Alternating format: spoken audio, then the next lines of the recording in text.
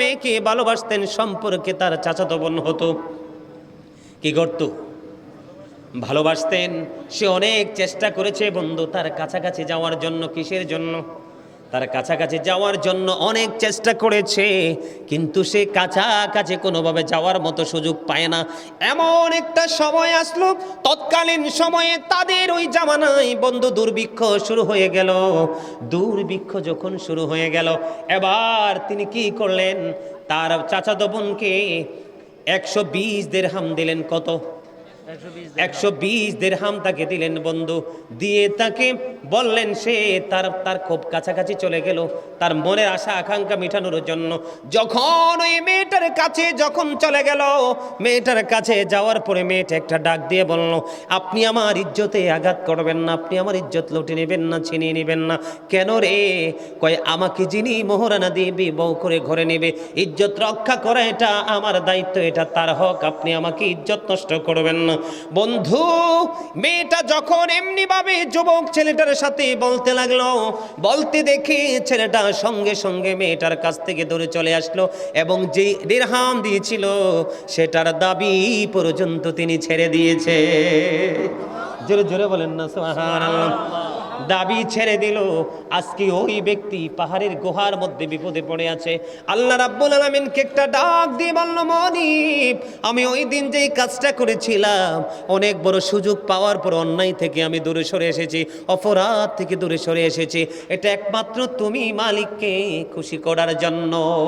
মনিব, এটা যদি তোমার কাছে পছন্দ হয়ে থাকে গো, তাহলে আজকের বিপদ থেকে তুমি রক্ষা করো। বন্ধু, এটা আমার ভাষা না, হাদিস শরীফের ভাষাটা আমি আপনাদেরকে বলে বোঝাচ্ছি বন্ধু।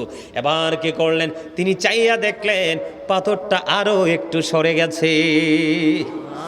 জোরে বলেন না,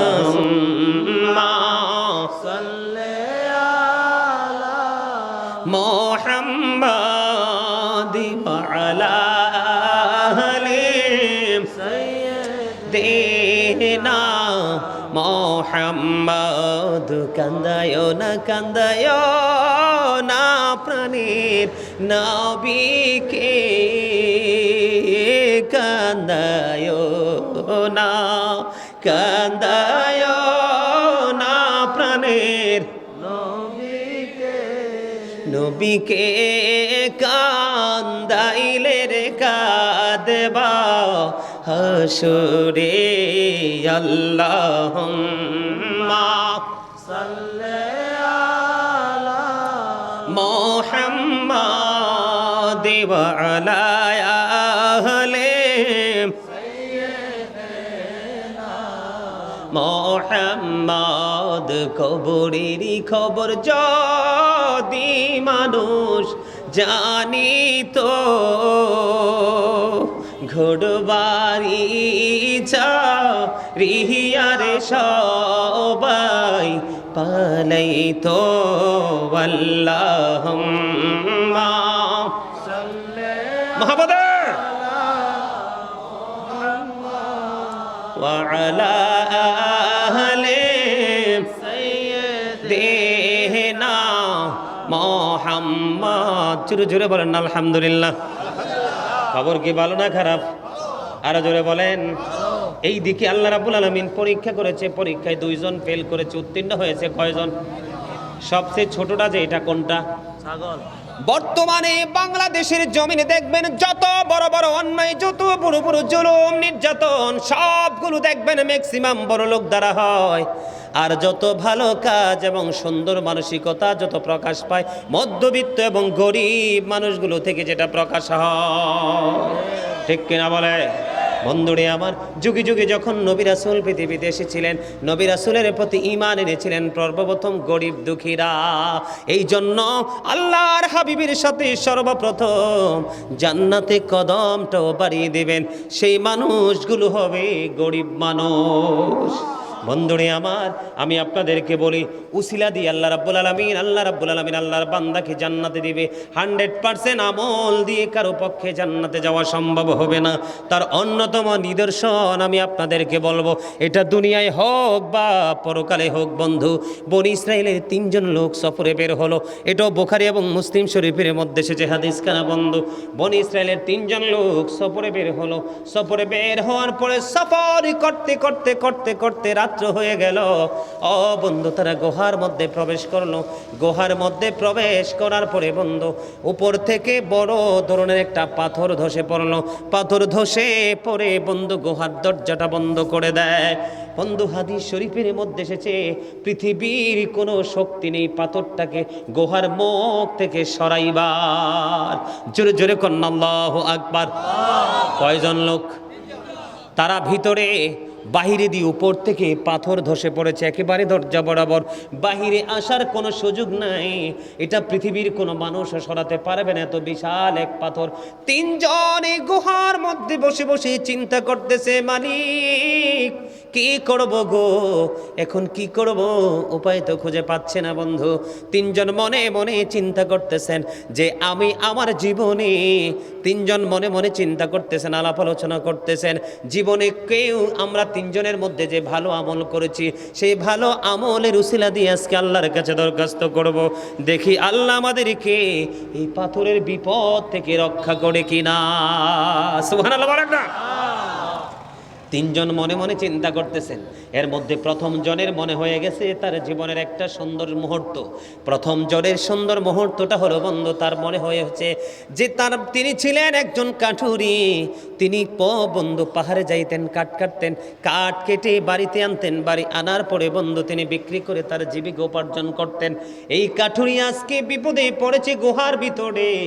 এবার ওই কাঠুরিয়া তিনি এমন একজন মা বাবা প্রেমিক ছিল বন্ধু। তিনি কি করলেন?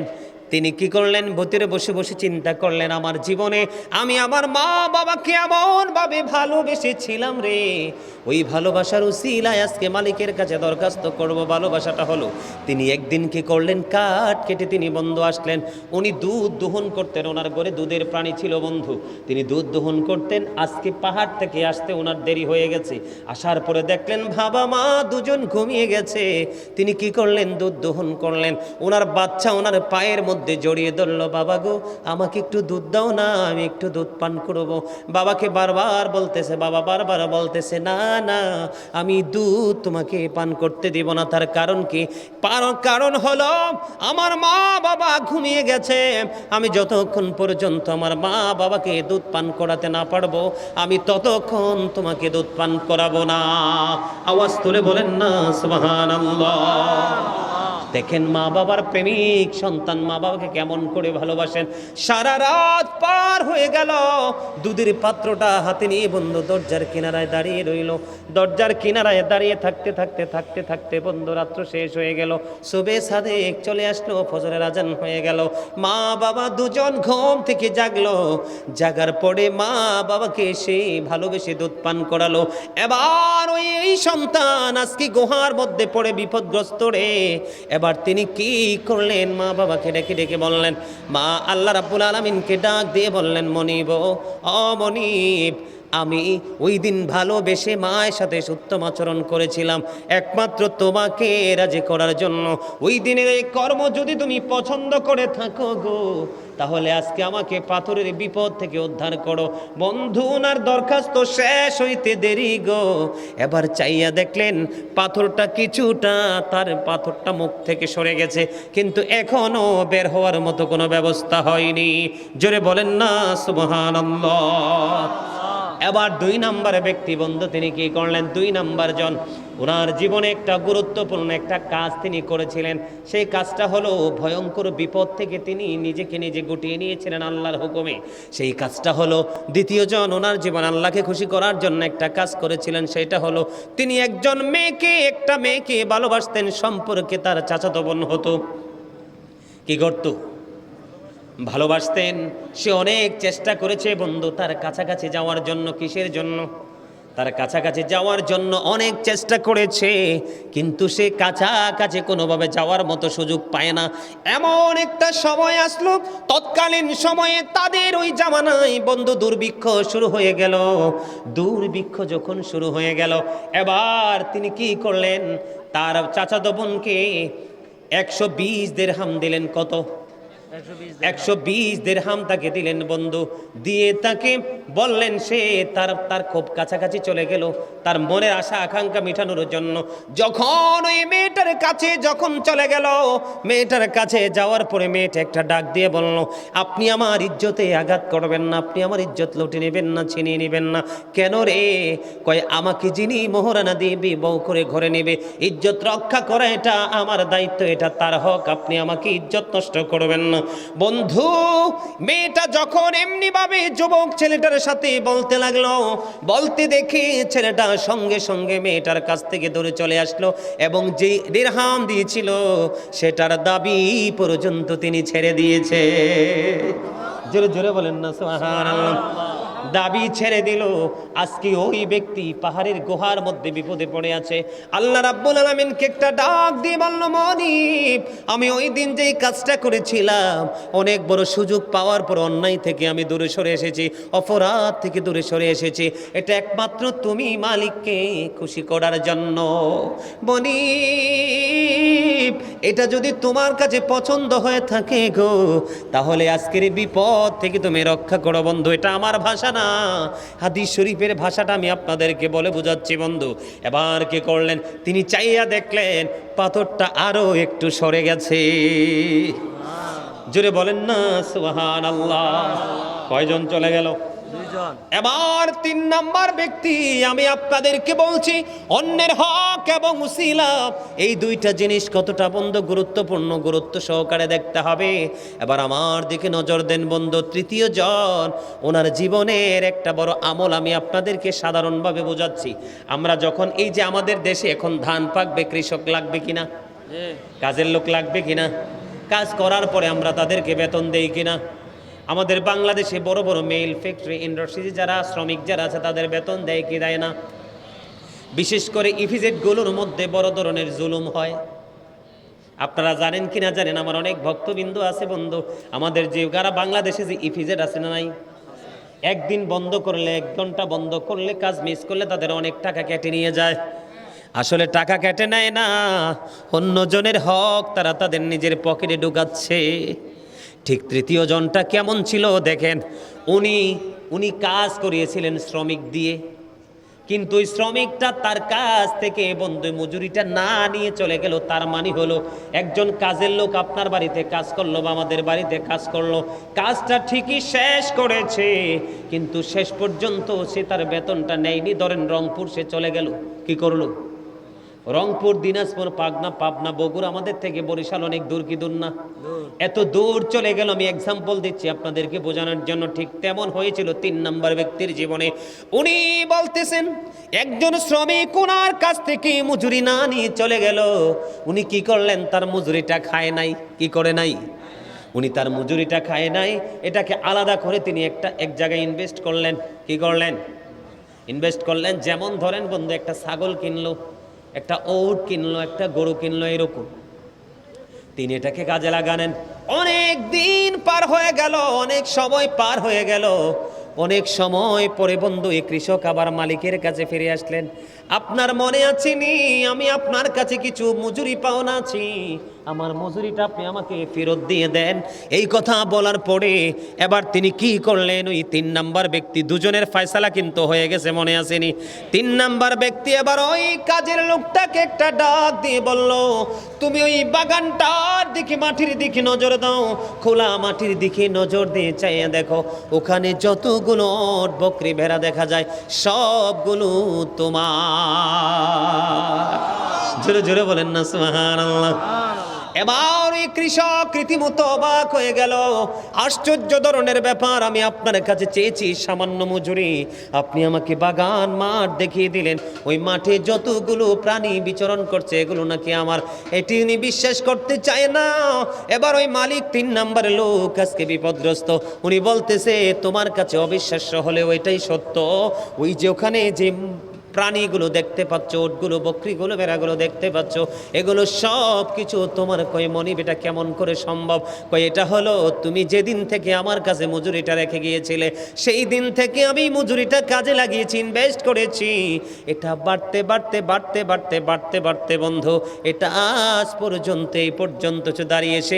এগুলোর হক আমার না, এগুলো তোমার হক, তুমি নিয়ে যাও। মানে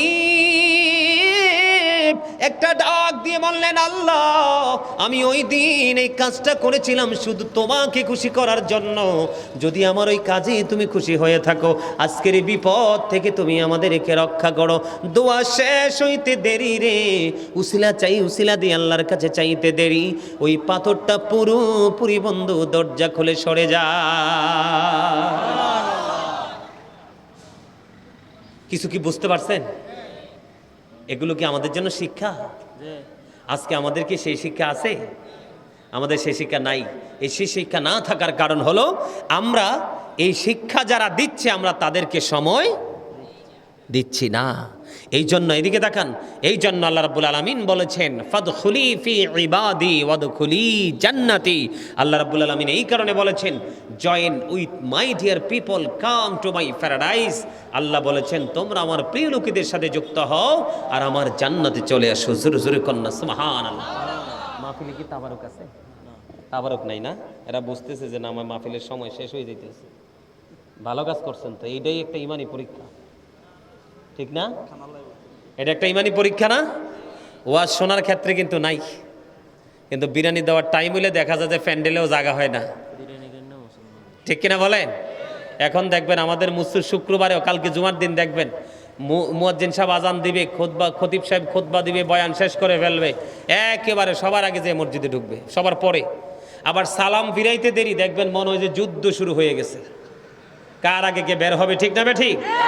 আমরা হচ্ছি সেই মানের মুসল্লি। এত সুন্দর জান্নাতের বাগান, আরে ভাই সারাটা বছরই তো আপনি কি করেন? ঘুমা, কি করেন? ওই যে বিবেক হচ্ছে আল্লাহর দেওয়া একটা নূর। কি আল্লাহ রাব্বুল আলামিন এই নূর সবাইকে দেয়, আর যাকে দিয়েছে মনে করতে হবে তার উপর আল্লাহর খাস রহমত আছে। বিবেক নামক নূর আল্লাহ সবাইকে দেয় না। সেই নূর এমন একটা নূর, সেই নূরের আলোতে তার জীবন, তার ফ্যামিলি, পরিবারের জীবন, তার সমাজ, পুরো জাতিকে সে আলোর দিকে এগিয়ে নিয়ে যেতে পারে, ঠিক কিনা বলেন? বন্ধুরি আমার বলতেছিলাম আজকে আমাদের জন্য সেটা আদর্শ দরকার কিনা? বন্ধু একজন পালিয়ে থাকতে চায়, আমরা জোর করে তাকে অন্যায়ের কাজে লিপ্ত করি, পিস্তল দেখি, তাকে থ্রেট দিয়ে কি করি, অপরাধে লিপ্ত থাকার জন্য রাখার চেষ্টা করে, ঠিক কিনা বলেন? আর একজন সুযোগ পাওয়ার পরেও ছেড়ে দিল। আমার বিশ্বাস বন্ধু সে দুনিয়ায় যেমনি মুক্তি পেয়েছে, আমার আল্লাহ রাজি হয়েছে, পরকালে তার জন্যই অপেক্ষমান আছে জান্নাত।